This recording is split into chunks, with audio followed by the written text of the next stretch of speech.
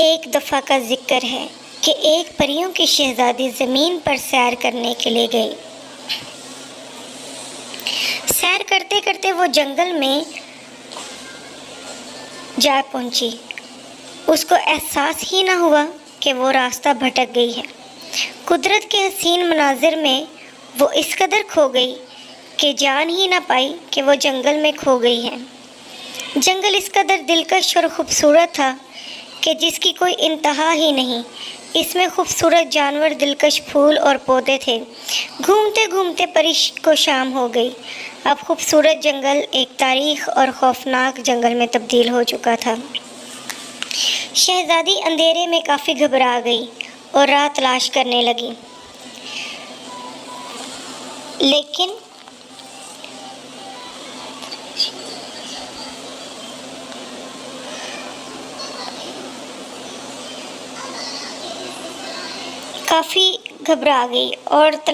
راہ تلاش کرنے لگی، لیکن کوئی راستہ نہ ملا۔ آخر چلتے چلتے اسے دور سے ایک گھر نظر آیا جس میں روشنی تھی، لیکن اس کے باوجود کافی خوفناک لگ رہا تھا۔ وہ اس گھر کا چاروں طرف سے جائزہ لینے لگی تاکہ شاید کوئی اسے مل جائے جو کہ اس کی مدد کر سکے۔ جنگل سے باہر نکلنے کے لیے اس کو مدد کی ضرورت تھی، بلکہ اسے کچھ خوفناک سے لوگ اس نے ایک گھر دیکھا۔ وہاں اسے کچھ خوفناک سے لوگ نظر آئے جو کہ آگ کے ارد گرد چکر لگا رہے تھے۔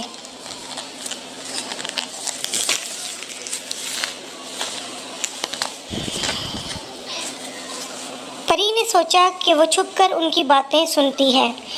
اس نے جب ان کی باتیں سنی تو اس کو احساس ہوا کہ وہ اس کو قید کرنا چاہتے ہیں۔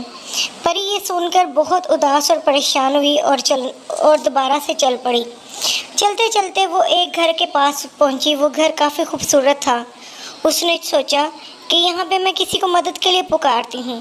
یہ سوچ کر وہ آگے بڑھی اور اس نے دروازے پہ دستک دی تو ایک بوڑھا آدمی نکلا۔ پری نے اس کو سارا واقعہ سناتے ہوئے کہا کہ مجھے مدد کی ضرورت ہے۔